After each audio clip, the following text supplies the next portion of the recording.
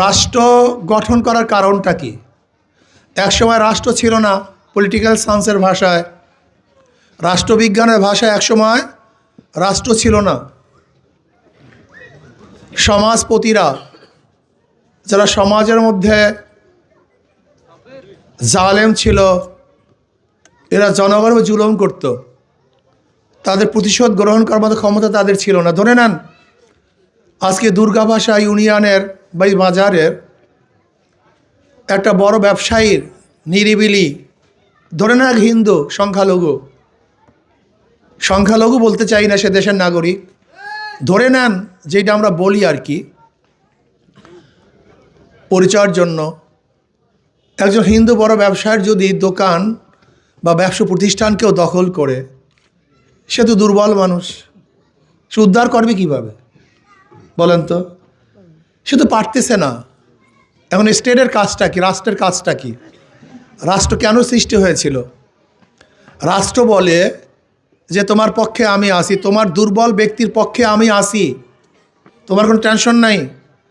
অন্যায়ভাবে তোমার দোকান দখল করছে, আমি রাষ্ট্র শক্তি প্রয়োগ করে তোমার দোকান তোমার কাছে ফিরিয়ে দেব, এর নাম রাষ্ট্র। স্টেটের কাজটা কি? একজন দুর্বল মানুষের একজনের থাপ্পড় দিছে এক গুন্ডা মাস্তান, তার প্রতিশোধ নেওয়ার ক্ষমতা ওই ব্যক্তির নাই। রাষ্ট্র কি বলে? তোমার কোনো টেনশন নাই, ওর জব আমি দেব। একজন ব্যক্তি ক্ষুধার্ত, সে কামাই করতে পারে না, রাষ্ট্রের কাজটা কি? রাষ্ট্র বলে তুমি কামাই করতে পারো না, তোমার ক্ষুধা নিবারণের দায়িত্ব আমার, তোমার ক্ষুধা নিবারণ আমি করব। একজন ব্যক্তি বস্ত্রহীন, সে জামা ক্রয় করবে, পোশাক ক্রয় করবে, সেই শক্তি তার মধ্যে নাই। রাষ্ট্র কি বলে? তোমার কোনো টেনশন নাই, তোমার পোশাকের ব্যবস্থা আমি করব। এক ব্যক্তি রোগাক্রান্ত, চিকিৎসার পয়সা তার মধ্যে নাই, রাষ্ট্র কি বলে? তোমার কোনো টেনশন নাই, চিকিৎসার ব্যবস্থা আমি করব। রাষ্ট্র কি বলে? তুমি দরজা খোলা রেখে ঘুমাবা, এই যে আমার নিরাপত্তা বাহিনী পুলিশরা তোমার নিরাপত্তার দায়িত্ব প্রদান করবে, তোমার কোনো টেনশন নেই। রাষ্ট্র কী জিনিস? আজকে এখানে এসছি, গাড়ি চালানো যায় না, রাস্তা ভাঙ্গা, রাষ্ট্র কি বলে? তুমি ভালো মতো যেন চলতে পারো, আমি রাস্তা নির্মাণ করে দেবো, সেই দায়িত্ব আমার, তোমার কোনো টেনশন নাই। আসলে রাষ্ট্র সম্পর্কে আমরা বুঝেই না। বড় সমস্যা, আমাদের দেশের 98% রাজনীতি করে, রাজনীতি সম্পর্কেই বুঝে না। এমনকি আপনি দেখবেন বিএনপি যারা করে, বিএনপি শব্দের অর্থ তারা জানে না, বিএনপির ম্যানিফেস্টো কি, নীতিমালা কি জানে না, আসলেও জানে না। একজন ব্যক্তি আওয়ামী লীগ করে, যদি প্রশ্ন করেন আওয়ামী লীগ শব্দের আরবি না ফার্সি না বাংলা, সে ব্যক্তি জানিই না। আওয়ামী লীগের মূল নীতি ও আদর্শ কি সে জানিই না। আসলে আমাদের মূল সমস্যা হলো না জানা। রাষ্ট্রের কাজটা কি? যেমন তোমার সন্তান মেধাবী, কিন্তু অর্থের অভাবে উচ্চশিক্ষা শিক্ষিত হতে পারছে না, রাষ্ট্র কি বলে? তোমার মেধাবী ছাত্রকে, তোমার সন্তানকে উচ্চশিক্ষা শিক্ষিত করার দায়িত্ব আমার, তোমার কোনো টেনশন নাই। কি বলে? ঠিক না? এর নাম রাষ্ট্র। রাষ্ট্র কি বলে? তুমি মিথ্যা মামলায় পড়েছ, আমি অ্যাটর্নি জেনারেল, আমি রাষ্ট্র। অ্যাটর্নি জেনারেলের কাজটা কি? সে তো দুর্বল মানুষের, রাষ্ট্রের পক্ষে না ভাই। তার কাজটা হলো তোমার উকিল দেওয়ার মতো পয়সা নাই, আমি রাষ্ট্র, আমি নিজে উকিল দিয়ে তোমাকে কেস থেকে খালাস করার দায়িত্ব গ্রহণ করলাম। তুমি গৃহহীন, তোমার ঘর নাই, তোমাকে ঘরের ব্যবস্থা আমি করো, এইটার নাম রাষ্ট্র না ভাই? কি আমি যে কথা বলছি এইটা তো রাষ্ট্রের দায়িত্ব, এটা কি কথা ঠিক না? কিন্তু আমরা কি করি, যারা রাষ্ট্র পরিচালনার দায়িত্ব নেই, এরা জনগণের সেবক হই না, বরং ভক্ষক হই, রক্ষক না হয়ে ভক্ষক হই। উল্টায় গেছে।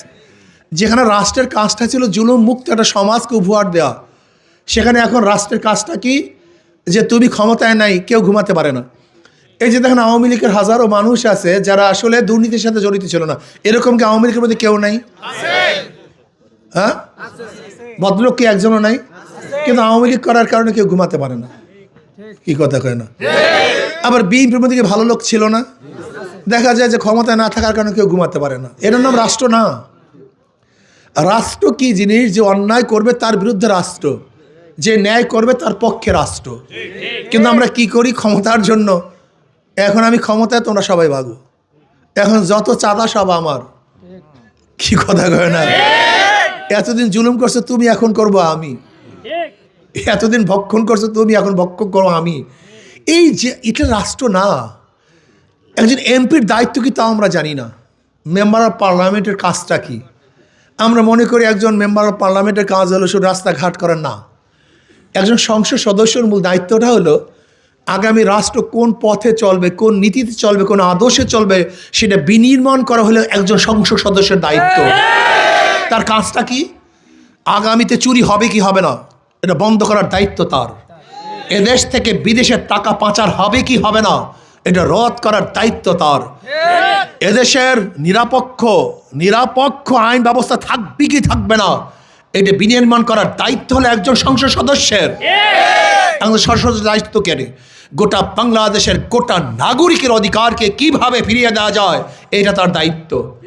আমরা জানি না, আমরা সংসদে কাদেরকে পাঠাই? বোবা, খালি হাত তোলা পার্টি, হ্যাঁ না, জীবনেও কথা বলতে পারে না, এদেরকে আমরা পাঠাই কি? হায়ের পক্ষে হাত তুলছি আর নায়ের পক্ষে।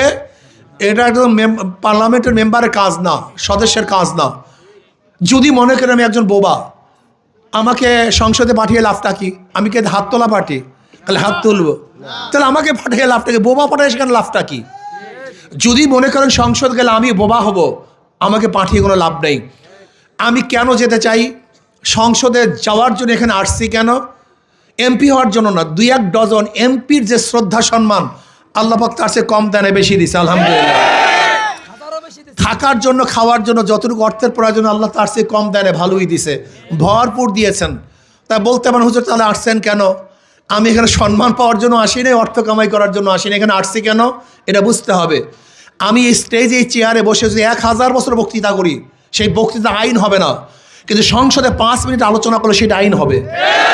আমি এখানে 1000 বছর আলোচনা করলো এদেশের টাকা বিদেশে পাচার করা রোধ করতে পারবো না, কিন্তু সংসদে 5 মিনিট কথা বললে সমস্ত জালেমদের বিরুদ্ধে টাকা রোধ করার বিরুদ্ধে ইনশাআল্লাহ আইন পাস করতে পারবো।